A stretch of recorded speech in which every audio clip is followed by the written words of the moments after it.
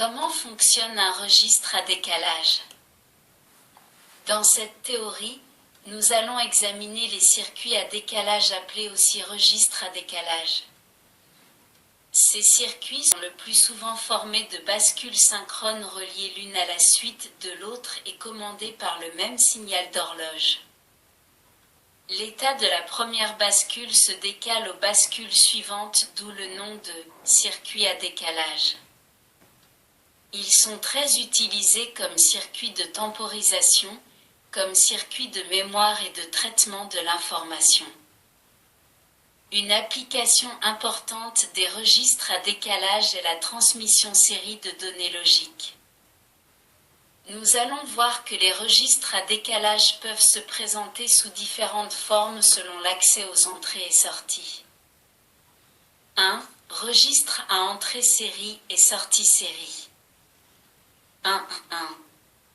Comment fonctionne un registre à décalage? Pour comprendre le fonctionnement des registres à décalage, en particulier le registre à entrée série et sortie série, nous allons prendre en considération le circuit très simple de la figure 1. Nous déduisons, en observant cette figure, que la LED s'allume si l'interrupteur est commuté vers le haut, ce qui fait conduire le transistor. Par contre, la LED est éteinte si l'interrupteur est commuté vers le bas, ce qui bloque le transistor. Ainsi, la LED suit fidèlement et immédiatement les commandes provenant de l'interrupteur. Chaque ouverture ou fermeture de celui-ci produit un effet instantané sur l'état de la LED. Autrement dit, l'information sur l'état de l'interrupteur est transmise immédiatement, mis à part le temps de commutation du transistor. Observons maintenant le circuit de la figure 2. Une bascule synchrone de type D est intercalée entre l'interrupteur et la LED. Dans ce cas, l'information sur l'état de l'interrupteur n'est pas transmise immédiatement à la LED, car il est nécessaire d'appliquer une impulsion sur l'entrée clock. La sortie Q de la bascule se met à l'état déterminé par la position de l'interrupteur chaque fois qu'une impulsion est appliquée sur l'entrée clock. Nous sommes ainsi renseignés sur l'état de l'interrupteur, avec un certain retard. Modifions à présent le circuit, en faisant passer le nombre des bascules à 4 comme illustré à la figure 3. Dans ce nouveau circuit, les bascules sont reliées en cascade, la sortie de l'une est reliée à l'entrée de la suivante. Les entrées clock, par contre, sont toutes reliées entre elles. Ainsi, une unique entrée d'horloge commande les 4 bascules simultanément. Puisque 4 bascules sont intercalées entre l'interrupteur et la LED, il faut donc 4 impulsions d'horloge pour transmettre l'information sur l'état de l'interrupteur de l'entrée à la sortie du circuit où se trouve la LED. La première impulsion transfère l'information de l'entrée à la sortie de la première bascule, la seconde la transmet à la sortie de la deuxième bascule, et ainsi de suite jusqu'à la quatrième.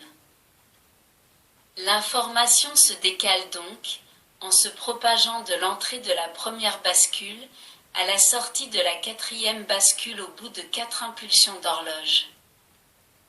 Le circuit de la figure 3 constitue un registre à décalage. 1, 2. Registre à décalage utilisé comme circuit de temporisation. Nous allons voir maintenant à quoi peut servir ce type de circuit qui, apparemment, ne fait que compliquer la transmission de la commande de l'interrupteur. Une application du registre à décalage consiste à utiliser celui-ci comme circuit de temporisation. Reprenons le circuit de la figure 3 et supposons que les sorties des 4 bascules se trouvent au niveau bas et que nous commutions l'interrupteur à la tension positive. Nous constatons, d'après la figure 4, qu'entre l'instant T0 où nous fermons l'interrupteur, position, plus, et l'instant T4 où la LED s'allume, il s'écoule 3 périodes d'horloge. L'intervalle T0 à T4 est le temps mis par l'état de l'interrupteur pour parvenir en sortie du montage où il détermine l'allumage de la LED. Si nous relions le circuit l'indicateur à LED, à la sortie de la troisième bascule, la temporisation obtenue est de 2 périodes et d'une période d'horloge, s'il est relié à la sortie de la seconde bascule. Nous pouvons jouer également sur la fréquence des impulsions d'horloge pour faire varier la temporisation. En résumé, en jouant sur le nombre de bascules et sur la fréquence du signal d'horloge, il est possible d'obtenir une temporisation de n'importe quelle durée. 1.3. Registre à décalage utilisé comme circuit de retard. Dans l'exemple que nous venons d'examiner, l'interrupteur est commuté à la tension positive au début de l'expérience et reste dans cette position jusqu'à la fin de celle-ci. Après 4 impulsions d'horloge, la sortie passe ainsi au niveau H. Mais rien n'interdit de commuter l'interrupteur entre une impulsion d'horloge et la suivante. Dans ce cas, la sortie du circuit suit fidèlement ces commutations, mais avec un retard de 3 périodes d'horloge, correspondant à 4 transitions actives du signal d'horloge. La figure 5 montre le chronogramme des signaux D1, Q4 et clock en fonction du temps. Il apparaît clairement que l'information présente en D1 se retrouve en Q4 après 4 impulsions d'horloge. Le registre examiné est le plus simple des circuits à décalage. Il est appelé registre à décalage avec entrée série et sortie série, ou plus simplement, registre série-série. Ce nom vient du fait que les informations relatives à l'état de l'interrupteur sont présentées à l'entrée du circuit séquentiellement, l'une après l'autre, c'est-à-dire en série. L'entrée D1 constitue l'entrée série du registre. De la même façon, elle se présente à la sortie l'une après l'autre, donc en série. La sortie Q4 constitue la sortie série du registre. 2. Registre à entrée série et sortie parallèle. 2.1. Fonctionnement. Si nous supprimons le circuit indicateur à LED et l'interrupteur d'entrée du circuit de la figure 3, il ne reste que le registre à décalage série-série proprement dit, dont nous avons vu 2 applications. Nous allons à présent en analyser une troisième, dans laquelle le registre à décalage est utilisé comme circuit de retard et de déphasage d'un signal rectangulaire. Pour cela, il convient de modifier le circuit comme illustré à la figure 6, c'est-à-dire ajouter 3 autres sorties intermédiaires en correspondance avec les sorties de chaque bascule. Nous appliquons à l'entrée D1 du circuit un signal rectangulaire de fréquence moins élevée que le signal d'horloge appliqué à l'entrée clock. Aux sorties Q1, Q2, Q3 et Q4, du registre apparaissent 4 signaux identiques entre mais retardés, c'est-à-dire déphasés l'un par rapport à l'autre d'un temps égal à la période du signal d'horloge, figure 7. L'explication du chronogramme de la figure 7 est simple. Le signal rectangulaire à l'entrée du circuit se propage d'une bascule à l'autre, en se décalant d'une position à chaque impulsion d'horloge. Ces signaux ainsi déphasés peuvent être utilisés pour produire des commandes répétitives. Nous obtenons donc une séquence de signaux qui peut servir à faire un automatisme dont nous allons analyser un exemple simple et concret. 2.2. Application de la commande séquentielle de lampe. Si comme dans l'exemple illustré figure 8, nous relions 4 lampes aux 4 sorties du registre, les lampes vont s'allumer séquentiellement.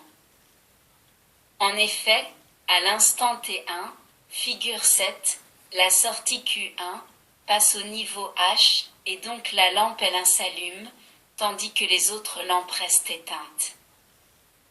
À l'instant T2, la sortie Q2 passe au niveau H, et la lampe L2 s'allume, L1 demeurant allumée.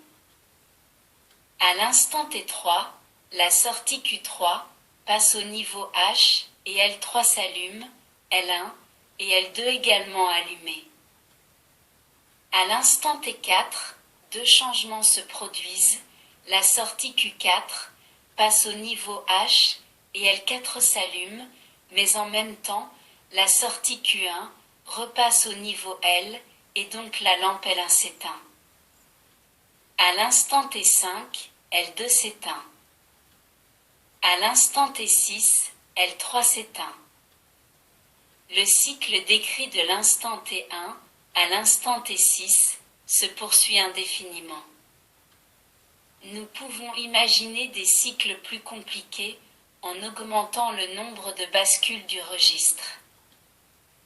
Par exemple, à la place des lampes, nous pouvons supposer qu'il y ait les commandes d'une machine-outil et ceci, afin de l'automatiser. Le registre que nous venons d'examiner est un registre à entrée-série et sortie parallèle, ou plus simplement, un registre série parallèle. Nous allons à présent analyser un registre intégré de ce type.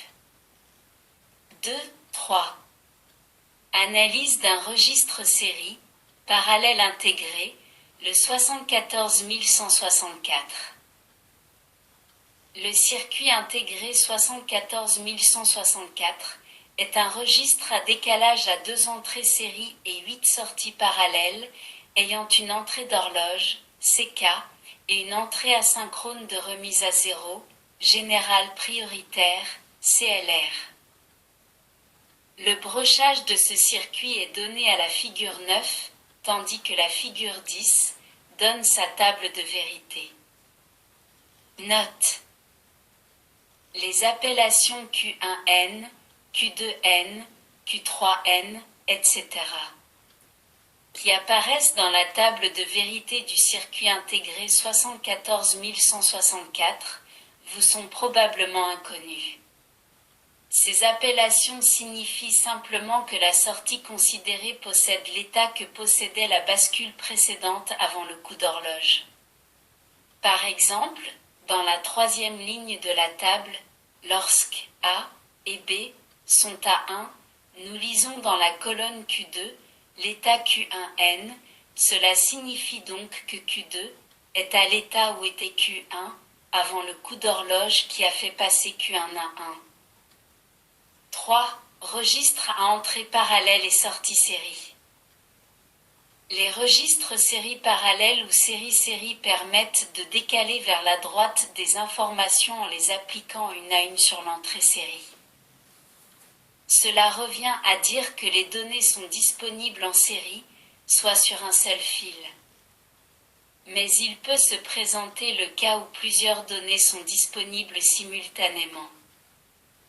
Il faut donc pouvoir faire entrer ces données en même temps dans le registre.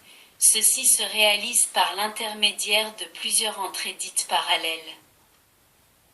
L'opération qui consiste à positionner chaque bascule du registre avec le niveau présent sur l'entrée parallèle correspondante se nomme le chargement, load en anglais, du registre. Ce chargement peut se faire de façon asynchrone ou synchrone à l'aide d'une entrée de commande appelée Shift Load. Si le chargement est asynchrone, dès que l'entrée Shift Load est activée, chaque sortie du registre recopie l'état présent sur son entrée parallèle. Si par contre le chargement est synchrone, il faut en plus appliquer une impulsion d'horloge pour que chaque bascule du registre mémorise l'état précédent sur son entrée parallèle. Si l'entrée Shift Load n'est pas activée, le registre fonctionne en mode série-série. 3.1. Registre parallèle, série à chargement asynchrone. La figure 11 représente un registre parallèle série 4 bits, parce qu'il comporte 4 étages, dont le chargement s'effectue de façon asynchrone. Par rapport au registre précédent, il apparaît un réseau combinatoire de portes logiques. Celles-ci agissent sur les entrées asynchrones clear et presets de chaque bascule. Le chargement du registre, opération qui consiste à positionner les sorties Q1, Q2, Q3 et Q4, avec les niveaux logiques présents sur les entrées parallèles E1, E2, E3 et E4, sera donc asynchrone. Les deux modes de fonctionnement, décalage et chargement, sont différenciés par l'entrée de commande Shift-Load. Suivant le niveau appliqué à cette entrée, le registre fonctionne en mode Shift, c'est-à-dire en mode décalage ou bien en mode Load, c'est-à-dire en mode chargement. 3.1. Examen du mode Load. Pour procéder au chargement parallèle du registre, il faut appliquer un niveau H à l'entrée Shift-Load. En effet, les portes E du réseau se trouvent validées et les entrées E1, E2, E3 et E4 agissent ainsi sur les entrées clear et presets de chaque bascule. Pour comprendre comment s'effectue le chargement asynchrone du registre, examinons l'action de l'entrée E1 sur la première bascule.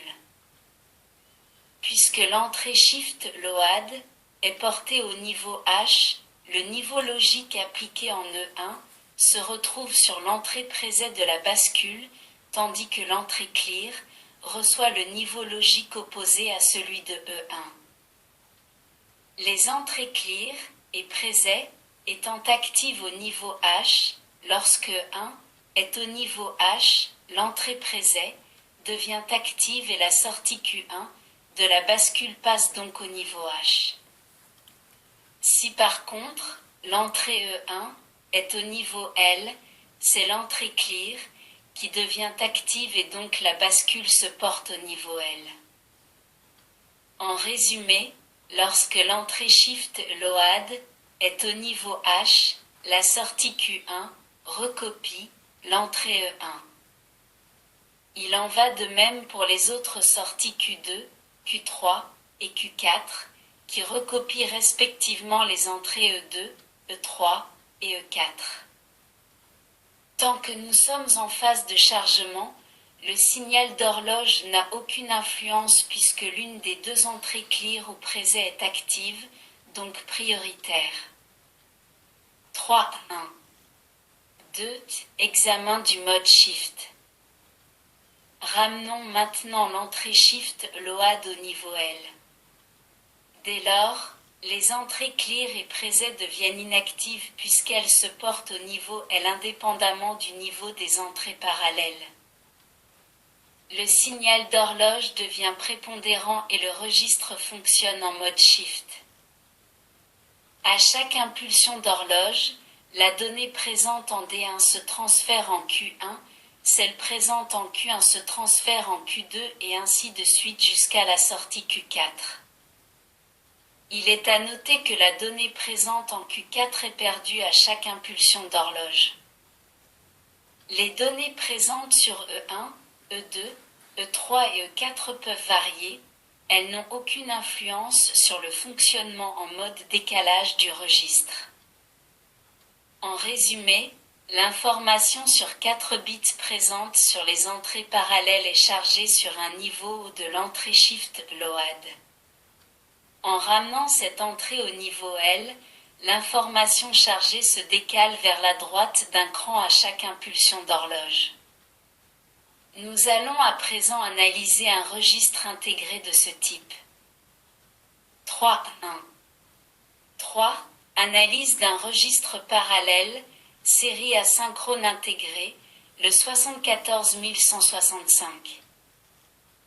Le circuit intégré 74165 est un registre à décalage 8 bits, à une entrée série, ES, et une sortie, Q8. Il possède 8 entrées parallèles, E1 à E8, une entrée de commande de décalage et chargement asynchrone, Shift Load, une entrée d'horloge, CK, et une entrée d'inhibition, CK Inhibi. Il est à noter que ces deux entrées CK et CK Inhibi sont interchangeables. Le brochage de ce circuit intégré est donné à la figure 12, tandis que la figure 13 donne sa table de vérité. 3.2. Registre parallèle, série à chargement synchrone. Le registre précédent permettait de prépositionner son contenu de façon asynchrone. Nous allons voir à présent comment effectuer le chargement du registre de façon synchrone. Pour obtenir ce résultat, il suffit de remplacer le réseau combinatoire de la figure 11 par un autre réseau agissant non plus sur les entrées asynchrones clear et presets, mais sur les entrées synchrones D1, D2, D3 et D4 des bascules. Chaque partie du réseau propre à une bascule comprend une entrée de commande correspondant à l'entrée Shift Load, deux entrées de données et une sortie. La figure 14 montre comment est structuré le registre parallèle série avec chargement synchrone. Chacune des parties du réseau combinatoire, repérées par les symboles RL1, RL2, RL3 et RL4 sur la figure 14, peut être assimilée à un aiguillage de données logiques. Suivant le niveau de l'entrée de commande, le circuit aiguillera l'une ou l'autre des deux entrées vers la sortie. Autrement dit, la sortie recopiera l'une des deux entrées. Analysons par exemple le premier réseau combinatoire RL1 du montage de la figure 14, les trois autres étant strictement identiques au premier.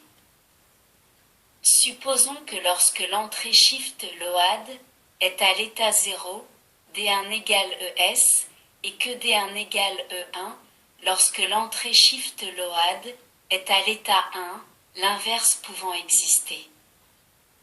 La table de vérité de la figure 15 illustre le fonctionnement du réseau RL1. La première ligne de cette table indique pour Shift Load égale 0, la sortie D1 recopie l'entrée ES, quel que soit l'état de E1. La deuxième ligne indique que pour Shift Load égale 1, la sortie D1 recopie l'entrée E1, quel que soit l'état de ES. Ces deux lignes permettent de trouver l'équation de D1 suivante. Cette équation peut également s'écrire sous la forme. Cette nouvelle forme de l'équation de D1 nous permet de la simplifier selon le théorème de De Morgan dans le but de réaliser le réseau RL1 à l'aide de Portenand. Nous obtenons ainsi. Nous aboutissons ainsi au schéma de la figure 16. 3, 2. 1. Examen du mode Load. Si l'entrée Shift Load est à l'état 1, la sortie de chaque réseau est au même niveau logique que l'entrée parallèle correspondante. Autrement dit, D1 égale E1, D2 égale 2, D3 égale 3 et D4 égale 4. Nous pouvons dire que les quatre entrées E1, E2, E3 et E4 sont aiguillées respectivement vers les entrées D1, D2, D3 et D4 des bascules. Le registre est alors prêt à être chargé avec les niveaux présents sur les entrées parallèles. Il suffit d'envoyer une impulsion d'horloge sur l'entrée clock pour que Q1 égale E1, Q2 égale 2, Q3 égale 3 et Q4 égale 4. Le chargement du registre est donc bien synchrone. Nous obtenons le schéma équivalent de la figure 17. 3.2. 2. Examen du mode Shift. Si l'entrée Shift LOAD est à l'état 0, le registre fonctionne en mode Shift ou décalage. En effet, l'entrée ES se trouve reliée à travers le premier réseau à l'entrée D1 de la première bascule. De même, les sorties Q1, Q2 et Q3 sont reliées respectivement aux entrées D2, D3 et D4 au travers des deuxième, troisième et quatrième réseaux. Nous pouvons dire que D1 égale ES, D2 égale Q1, D3 égale Q2 et D4 égale Q3. La figure 18 montre le schéma équivalent du registre en mode Shift.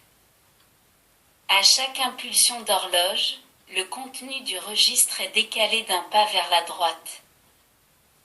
La donnée présente en ES est mémorisée en Q1, tandis que la donnée présente en Q4 est perdue. En combinant les deux modes de fonctionnement du registre, nous pouvons, dans un premier temps, charger celui-ci avec une information, puis dans un second temps, décaler celle-ci d'un ou plusieurs pas vers la droite. Nous allons à présent analyser un registre intégré de ce type. 3.2. 3. Analyse d'un registre parallèle, série synchrone intégrée, le 74166. Le circuit intégré 74166 est un registre à décalage 8 bits, à une entrée série, ES, et une sortie série, Q8. Il possède 8 entrées parallèles, E1 à E8, une entrée asynchrone de remise à zéro générale prioritaire, CLR, une entrée de commande de décalage et chargement synchrone, Shift LOAD, une entrée d'horloge, CK, et une entrée d'inhibition d'horloge, CK inhibi, ces deux entrées étant interchangeables. Le brochage de ce circuit est donné à la figure 19, tandis que la figure 20 donne sa table de vérité. Note. Contrairement à l'exemple choisi pour nos sections théoriques, il faut noter que le circuit intégré 74166 est en mode LOAD lorsque son entrée de commande Shift LOAD est à l'état 0, et en mode Shift lorsque cette même entrée est à l'état 1.